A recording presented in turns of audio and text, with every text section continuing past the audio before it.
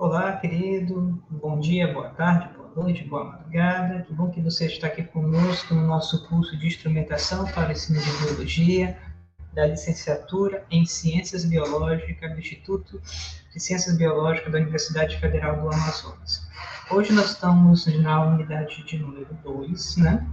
E vamos estar trabalhando em 2 blocos a aula de perfil pedagógico. Ele é uma aula bem mais densa que vai trabalhar sobre a forma que nós vemos os conteúdos que nós estudamos. Nós podemos vê-los como coisas meramente empíricas de verificação ou conceitos racionais totalmente abstratos. E o que isso tem a ver com o formato pedagógico que nós optamos em praticar, né? Então, vamos lá. O nosso roteiro é esse.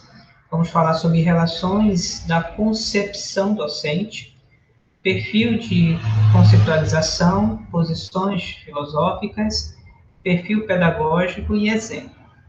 Lembrando que nós já estudamos sobre modelos pedagógicos, nós sabemos que todos temos uma teoria didática, nós temos uma forma de pensar como é o ensino, nós entendemos o que é aprendizagem de uma forma. Alguns, por exemplo, não chegaram até pegar, por exemplo, a nossa disciplina e ter certeza o que ele entende por aprendizagem, né? Se você for pensar com base em Vygotsky, vai ter uma orientação, em Piaget, uma outra orientação, Paulo Freire, assim também, e assim por diante. A gente precisa ter um fundamento para dizer que alguém aprendeu algo com certeza. E na área da biologia, ele é uma ciência especial, tem a sua forma de avaliar e de ensinar também, né? A pergunta que eu faço é: como o conteúdo de biologia pode ser trabalhado pelo professor? Será que a estrutura da disciplina influencia a nossa concepção pedagógica? Por exemplo, será que matemática a gente ensina igual à biologia? A física a gente ensina igual à língua portuguesa? Será que podemos assumir uma conduta mais humana em relação ao ensino das ditas ciências duras? Existe uma certa fama de quem é professor de ciências, que ele trabalha com muito rigor, por exemplo. Qual será o nosso perfil nisso? Existem certos problemas, né? Em 2009, 2010, eu visitei aproximadamente 40 escolas na minha pesquisa de mestrado, né? E eu reparei uma coisa bem interessante, entre professores e pedagogos, especialmente professor de ciência e professor de biologia, né? O pedagogo, via de regra, ele não domina os conteúdos específicos, como ciências e biologia. E, de uma certa maneira, para ele executar o seu trabalho, ele não existe uma necessidade de ter um conhecimento aprofundado disso, né? Por outro lado, também, muitos dos professores no qual eu conversei, eles não dialogavam com o pedagogo, com o planejamento, porque ele dizia o seguinte: esse profissional, ele não entende de biologia, então ele não vai saber indicar nada. E, às vezes, até desrespeitavam os pedagogos, né, uma atitude até um certo ponto, até arrogante, né? O que acontecia? O pedagogo, normalmente, ele traz algumas orientações pedagógicas sobre quantidade de conteúdo, formas avaliativas, mas realmente ele não sabe com tanta profundidade a biologia que você sabe, por exemplo, né? Por outro lado, o professor, muitas das vezes, ele repetia muitos instrumentos, fazia sempre da mesma forma, da mesma coisa, e normalmente a aula era aula verbal, aula expositiva, né? Então não havia uma alternância na modalidade pedagógica. E aí o que percebia que o professor ele carecia de conhecimento pedagógico, né? E eles não conversavam, muitos pedagogos não conversavam com os professores porque não havia abertura, né? E sobre os conteúdos, era desassociado o conteúdo da teorização pedagógica. Muitos professores, eles estudavam muito, conheciam bem o assunto, mas como é que você vai oferecer isso para o aluno? Nessa parte, eles não estudavam, não procuravam alternativas didáticas. Hoje nós trabalhamos nesse estilo virtual, né? Eu e vários professores tivemos que aprender a fazer isso aqui, que a gente não sabia fazer até uns meses atrás, né? E também diversos professores da rede básica também, né? Mas o que ocorre é que a gente precisa estudar teoria pedagógica para saber como a gente faz isso da melhor maneira. Afinal de contas, nós somos um profissional do ensino, né? Um profissional da aprendizagem. E as aulas de transmissão, via de regra, há uma associação que a aula, especialmente a aula expositiva, havia uma transmissão. É como se a declaração do professor resultasse numa aprendizagem a nível cognitivo, procedimental ou atitudinal. Imagina isso? Será que a minha voz tem essa capacidade mágica de entrar na sua cabeça e fazer que você entenda isso de maneira cognitiva, procedimental e atitudinal? Havia essa confusão, confundindo aulas expositivas com o próprio processo de transmissão, né? E aí, quem estudou um pouco de Piaget, Vygotsky, Paulo Freire, assim por diante, sabe que não existe transmissão de conhecimento em processo didático. Existe construção de conhecimento por interação, sujeito e objeto. E aí, aulas pedagogicamente pobres, mesmo que tenham conteúdo relativamente enriquecido, né? O resultado era justamente que muitos alunos entendiam a aula com uma necessidade de memorizar, para fazer provas, né? A escassez de material físico e pedagógico. Uma coisa reflete a outra. Se os professores têm um conhecimento pedagógico um pouco resumido, né? Ele também não vai produzir seu material pedagógico, ele não vai produzir o recurso didático, não vai produzir seus textos, não vai produzir seus modelos, não vai produzir nada. Ele vai produzir normalmente a aula e a escrita e a solução de alguns exercícios, né? Aí a ausência de aula prática foi geral, em quase todas as escolas que eu fui, né? Quase todos os professores falavam que havia dificuldade de fazer aula prática. Primeiro, por falta de conhecimento de como se faz uma aula prática. Em segundo lugar, por falta de laboratórios e recursos, né? No qual eles mesmos diziam que não sabiam como construir esses recursos. É aí o nosso problema. Os objetivos da aprendizagem escolar é formar para a cidadania e para o mundo do trabalho, como diz aí os documentos oficiais. A posição do docente, do professor, né, ele pode vagar entre duas extremidades de como raciocinar. Você pode adotar uma epistemologia ou uma lógica positivista, que é a lógica da biologia, que é uma filosofia da ciência que entende que o pesquisador elabora hipóteses a partir de uma reflexão teórica e faz experimentos e verifica. Então, conhecimento é tudo aquilo que é verificável por meio da experimentação, né? Algum nível de experimentação, seja por instrumentos, formas sensíveis ou demonstração. A epistemologia da educação, ela já é mais ligada na prática, né? O que acontece é como é que se produz o aluno, especialmente, o que o aluno produz a partir da sua interação com o objeto de aprendizagem. E ali nós percebemos que o professor de biologia, ele fica nesses dois âmbitos, né? Ele, às vezes, fica conformado com o positivismo, o pensar científico, e ele, como não tem como reproduzir isso, ele passa isso de maneira verbal, né? Por meio de um discurso, e pensa que o discurso tem um efeito de verificação. E a epistemologia da prática, que às vezes ele não vai trabalhar tão seriamente na teoria, especialmente quando se fala dos conceitos específicos, mas ele faz com que o sujeito interaja com aquele objeto, e ele aprenda alguma coisa com aquele objeto. Então, questiona-se, como que Cessiano pode trazer à superfície tais fundamentos?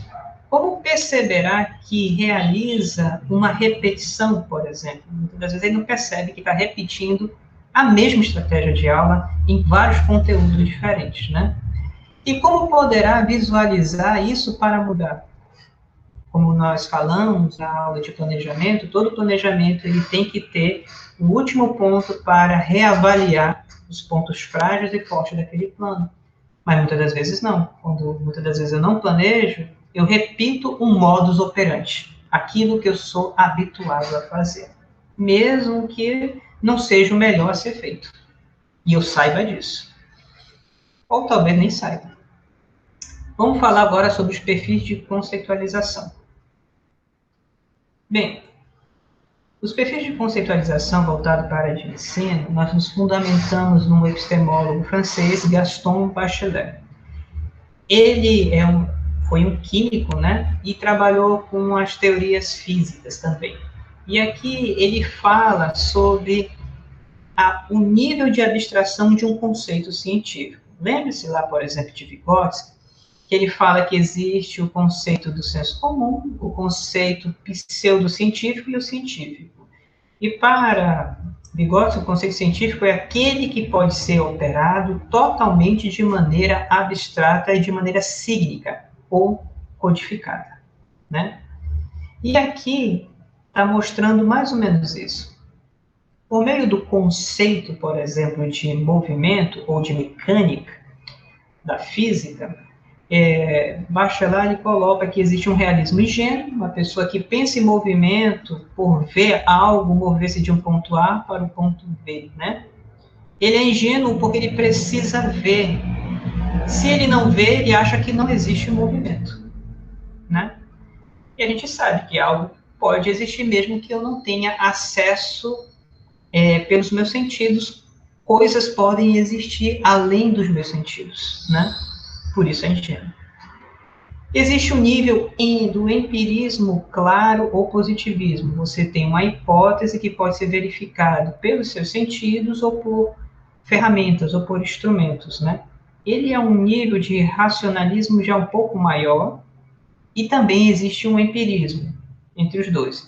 Mas o peso dele ainda é um peso mais racional. No realismo ingênuo, o empírico tem muito mais peso.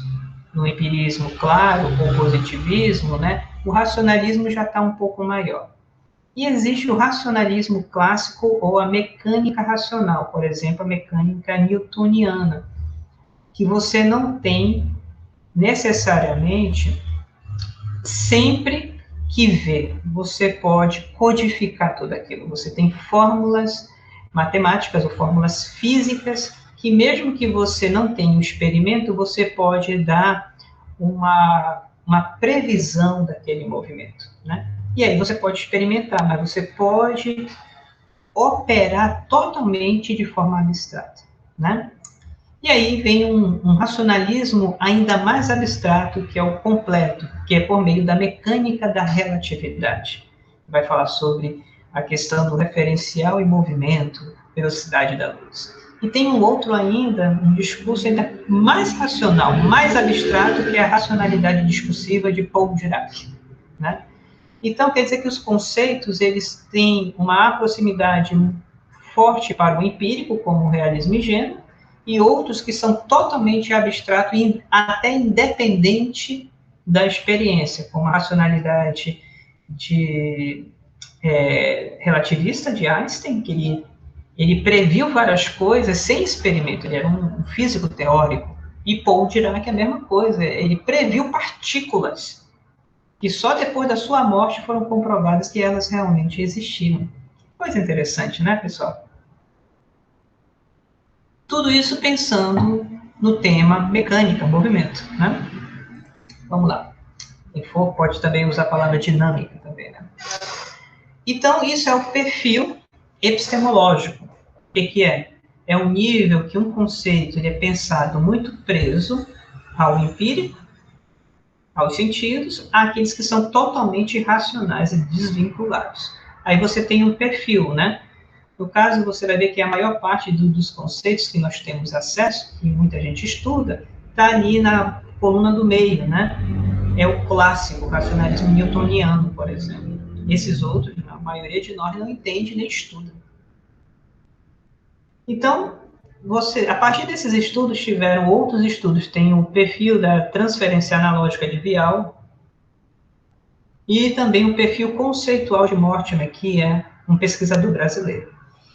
Bachelard ele vai falar o seguinte, que todo perfil científico ele pode ter ênfases animistas, realistas e gênuas, empiristas e racionalistas.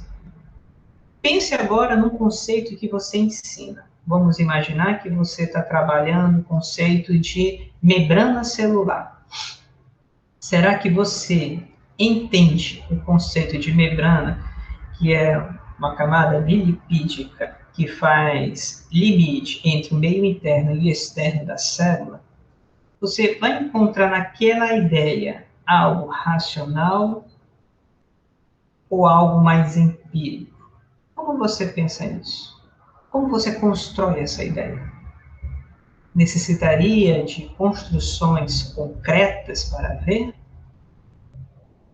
Deu para entender a questão do perfil? Nesse caso, muita gente trabalha ele com representação de imagens para facilitar, né? Aí está chegando a uma ideia de um empirismo claro, né? Mas não faz um teste, ou talvez um realismo ingênuo. Vamos lá. Bachelard percebeu a fragmentação de um conceito em categorias diferentes de abstração. Ele esclarece que isso não está claro ao indivíduo que conceitualiza, relacionado à escola sobre a origem daquele conhecimento. Por exemplo, se o conhecimento depende de eu ter acesso ao objeto, ele é vamos dizer assim, acesso ao objeto físico, ele é uma escola empirista, do empírico, daquilo que é tangível, né? Quando você está tratando em termos operacionais totalmente abstratos, você está trabalhando com um racionalismo mais avançado. Eu não quero dizer que o conhecimento empírico não é racional. Pelo contrário, ele tem a sua racionalidade, mas é uma racionalidade que se desdobra no objeto tangível. Enquanto existem níveis de racionalidade que podem se desdobrar sem um objeto tangível, como eu falei no exemplo das partículas de Paul Dirac e da relatividade geral e restrita de Einstein, né? Então, ele vai colocar aqui sugestões de categorias que nós vemos as escolas no qual o conceito está presente. Primeiro é animista. É aquela que é convicta da ligação com as forças da natureza para explicar a sua existência. Por exemplo, por que o cupuaçu, o açaí existe? É porque existe o espírito do cupuaçu, o espírito do açaí. Aí você está vendo uma abordagem animista porque você desloca para uma dimensão espiritual, para uma dimensão que os elementos, eles possuem ânima, uma manifestação em si, né? Viva, né? Como se fosse uma ideia de força. E essa ideia, essa escola está muito ligada entre os indígenas, né? E outras formas também de manifestações urbanas. O realismo ingênuo é a compreensão somente do sensível. Algo existe porque eu vejo. Vamos imaginar, existe um determinado organismo porque eu vejo. Se esse organismo não está mais no meu campo visual, eu digo que ele deixou de existir. Então, é dependente da minha verificação sensível, ou às vezes até por alguma ferramenta, né? O empirismo relaciona-se ao conhecimento material palpável, aprendido pelos sentidos, mas também por instrumentos. Por exemplo, eu digo que algo existe porque eu tenho acesso aos meus sentidos, mas também por algumas ferramentas, como o microscópio, luneta, algum tipo de indicador, né, natural. Eu digo que determinado fenômeno existe. O legal do empirismo é que você propõe uma teoria, só que essa teoria ela precisa ser corroborada pela descrição empírica. Quer dizer que você, de tanto descrever uma coisa, você diz que aquilo existe e você propõe uma teoria em cima da descrição, né? E a última são o racionalismo e os racionalismos, vamos dizer assim, né? São informações estruturadas em termos de abstração de critério de relação, sendo de simples racionalismo clássico, que seria uma forma branda de racionalismo, que você tem determinadas variáveis, essas poucas variáveis, elas podem te explicar e podem descrever várias situações, até aqueles que são muito mais complexos, né? Aquilo que eu diria é contra-intuitivo, você intuitivamente nunca pensaria daquela forma. Você vai pensar, você só consegue chegar naquela conclusão porque você segue uma sequência de critérios racionais que, no final deles, eles te dão um resultado e que você percebe que não é aquilo que você naturalmente espera, né? Então, é importante perceber que dentro da biologia, existem vários conceitos que tendem a um realismo, tendem a um empirismo, e outros que são racionais. Uma racionalidade mais branda até uma racionalidade muito complexa, derivada de teorias matemáticas, por exemplo. O perfil conceitual aqui é interessante a gente também apresentar. Mortimer, ele chama de perfil conceitual a ideia de que um único conceito pode ser diferentes zonas de correspondências e diferentes maneiras de ver, representar e significar o mundo, e são usadas pelas pessoas em contextos diferenciados. Por exemplo, o professor de biologia, ao ensinar um tema como a evolução em um país de maioria cristã, ele pode pensar que, de repente, o aluno possa se sentir afrontado. Mas em muitas das nossas pesquisas na área de fé e ciência, tem percebido que os alunos brasileiros não têm tanta dificuldade disso, né? Eles conseguem suportar naturalmente a ideia que existe uma evolução biológica e manter uma doutrina cristã da criação por Deus, seja ele uma criação literal de 6 dias, né? Ou seja, um pensamento alegórico da criação, né? Normalmente não tem problema, porque eles interpretam isso em locais diferentes. Dentro do campo religioso, no espaço religioso, eles alimentam uma crença, e dentro do campo do discurso civil comum, como na escola, eles apresentam o discurso científico da evolução, né?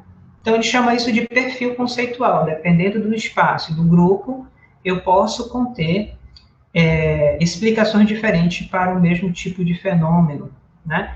E isso necessariamente não vai trazer dificuldades, por causa dessa necessidade de grupos e de alimento diferente para esses conceitos.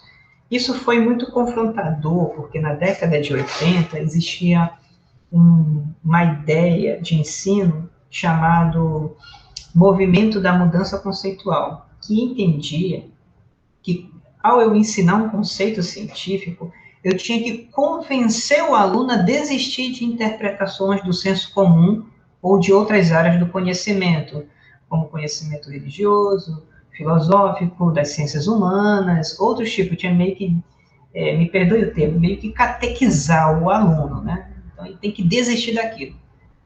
E aí se percebeu que o professor não tem essa missão. A nossa missão como professor é trazer a instrução correta, evidenciar a forma de pensar cientificamente e permitir que o aluno ele tome as suas decisões. Não é a gente que tem que ficar dizendo que o aluno ele é mais inteligente ou menos inteligente por adotar uma interpretação A ou B. Se nós trabalhamos isso, se ele entendeu, é uma questão a partir desse momento de decisão própria, né? Então, é importante essa questão do perfil conceitual. Nós encontramos isso em diversos temas da biologia, não somente na evolução. Vamos agora para posições filosóficas. Primeiro, existe a posição da possibilidade do conhecimento. Por exemplo, o conhecimento ele é possível, existe a posição chamada dogmatismo. Dogmatismo quer dizer doutrina fixa, onde não existe o problema, será que o conhecimento existe ou não? É lógico que sim, ele existe. O dogmatismo, ele crê que o objeto de conhecimento nos são dados absolutamente e não merece por obra ou função intermediária do conhecimento. Eu tenho acesso direto ao conhecimento. Ele não pensa que, por exemplo, que o conhecimento ele é mediado por um professor, por um livro, né? Ele acredita que tem acesso direto ao conhecimento. O dogmatismo ele é o processo dogmático da razão pura, sem a crítica do seu próprio poder, né? E existem várias formas de dogmatismo. Nós temos o dogmatismo teórico, que é aquele que crê na teoria e não imagina que a teoria possa falhar, né? Nós temos o dogmatismo ético, que é daqueles ligados a um caráter moral, a um conjunto de regras morais.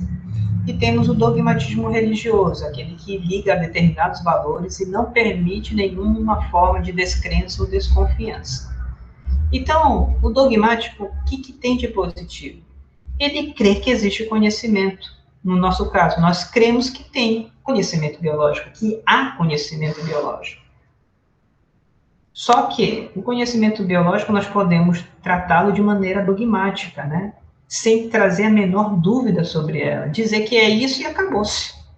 Se eu estou fazendo isso, eu estou sendo o quê? Dogmático. E eu tendo a ser racionalista. Quer dizer que eu faço pouco experimento e eu quero que as pessoas acreditem na minha autoridade.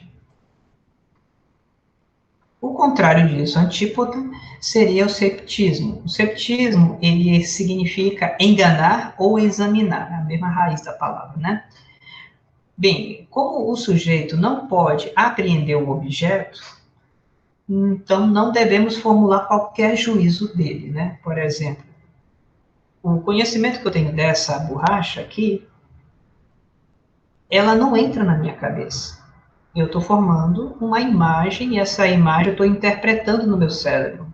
Mas, por exemplo, o que eu tenho acesso não é a borracha, é a luz que vem dela e eu interpreto como uma borracha. Então, eu não tenho a borracha, eu tenho acesso a uma informação luminosa que eu interpreto que isso é uma borracha, né? O ceticismo, ele não vê o objeto. A sua atenção fixa tão exclusivamente no sujeito, nas minhas capacidades, né? Na função do conhecimento, que ignora completamente a significação do objeto. O cético, ele fica tão ligado na capacidade própria dele de perceber que não tem o objeto, que ele perde totalmente o objeto e fica preso nas suas próprias capacidades, em examinar suas capacidades, né? Então, o ceticismo, ele anula a si próprio. Ele afirma que o conhecimento é impossível, mas com isso ele exprime um conhecimento. Olha, se o conhecimento é impossível, isso mesmo já é um conhecimento. Então, como é que pode? Está vendo como é contraditório? O ceticismo, ele apresenta a sua antípoda no dogmatismo, né? Existem vários tipos de ceticismo. O antigo, que é o pirônico, ele dizia que não existe conhecimento porque nós não temos acesso aos objetos, né? Então, ele se abstém de fazer juízos. Então, logo, não tem conhecimento, né? O acadêmico, que é importante um saber rigoroso, né? Mas, assim, você não tem um conhecimento final, mas você tem uma probabilidade de conhecimento. Nós temos o intermediário, que sustenta uma probabilidade de chegar a uma opinião provável. Ele não vai dizer que vai ter um certo, ele vai dizer que é provável, né? E o posterior, que é um modelo diferente do pirônico, que também se abstém de fazer qualquer juízo, porque acha que não conhece, né? Existem as variações do ceticismo, que ele vai cancelar em uma parte, né? Nós temos o subjetivismo e o relativismo. Há uma verdade, mas esta tem uma validade limitada. Primeiro, o subjetivismo. Ele limita a validade ao sujeito que conhece e julga. Então, ele tem um critério individual. Por isso que é subjetivista. Eu conheço porque eu vi, eu prestei atenção, eu acessei, eu senti, né? Tem critério exterior? Não. ele está mais ligado ao subjetivo, ao sujeito, né? O relativismo diz que toda verdade é relativa, apenas tem uma validade limitada. Então, ela vai ter sempre um critério externo, não repousa em si uma verdade, né? E aí ele vai colocar aqui, o subjetivismo depende de fatores que residem no sujeito cognoscente, e o relativismo depende dos fatores externos, né? Qual é a questão aí, né? Assim como o ceticismo, ele é contraditório. Uma verdade que não seja universalmente válida representa um contrassenso. Isso daqui é uma questão subjetivista. Se não é daquele pessoal que diz, esta é a minha verdade, ora, se a tua verdade e ela não pode ser válida para outras, é um contrassenso, então não é verdade. É uma opinião. A verdade significa a concordância do seu juízo com a realidade objetiva, né? Então, se é verdade, não tem por que ficar limitando a condições, né? Isso daí é uma crítica ao relativismo. Se só depende de algum ponto exterior, se está tendo uma conformação do juízo com a realidade, é verdade. Então não precisa ficar limitando, né?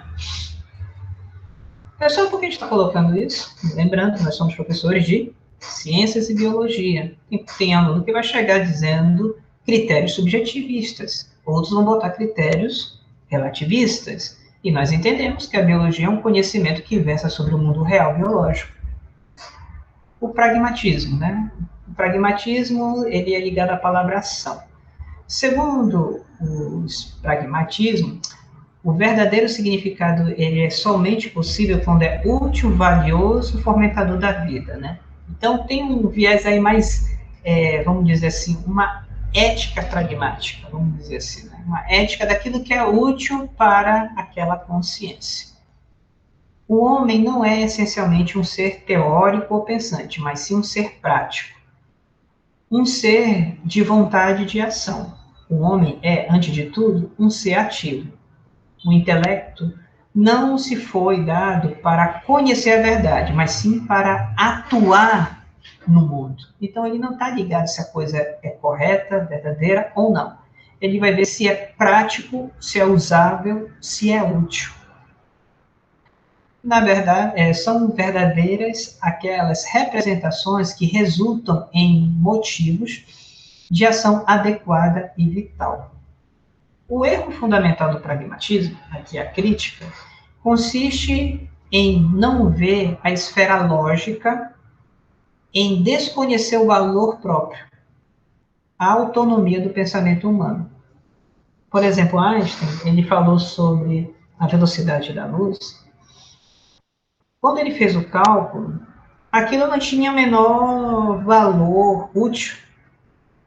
E só foi comprovado 10 anos depois, por um cientista inglês, né? E naquela época era contexto de Segunda Guerra, você sabe que Segunda Guerra, né?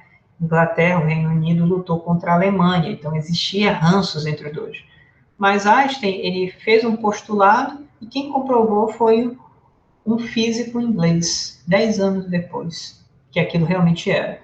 Depois de mais um tempo, várias implicações da relatividade produziu tecnologia, mas quando Einstein fez, não tinha valor técnico, não tinha valor.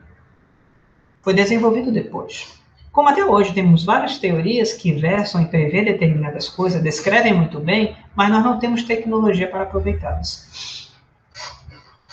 Então, o problema do pragmatismo é que ele vê que somente aquilo que é útil é válido, né? Então, ele cai em si mesmo, porque na biologia, como em todas as ciências, nós fazemos um esforço de descrever, de compreender e alcançar essa verdade, mesmo que seja uma verdade provisória, né? E entendemos que isso é importante, não somente porque vai trazer um benefício imediato, mas porque ela corresponde ao conceito que nós chamamos de aletheia, né? A verdade que representa, né? O espelho daquilo que se desvela. Né? A última posição aqui é o criticismo, né? Que quer dizer examinar. O ceticismo, nas suas versões pragmática, relativista e subjetivista, ela é uma antítese do dogmatismo. Ambas posições carecem, tem problemas, né? E tem pontos interessantes, mas ela não é justa com aquilo que nós fazemos. Nós temos a posição crítica, que nós chamamos de criticismo, né? O que seria essa posição? O criticismo está convencido de que é possível conhecimento e de que há verdade. O criticismo examina todas as afirmações da razão humana e não aceita nada despreocupadamente como dado. O seu comportamento ele é reflexivo e crítico. E na posição é a única postura, né, justa do conhecimento. Todo conhecimento ele é válido quando ele é escrupulosamente examinado, demonstrado, verificado.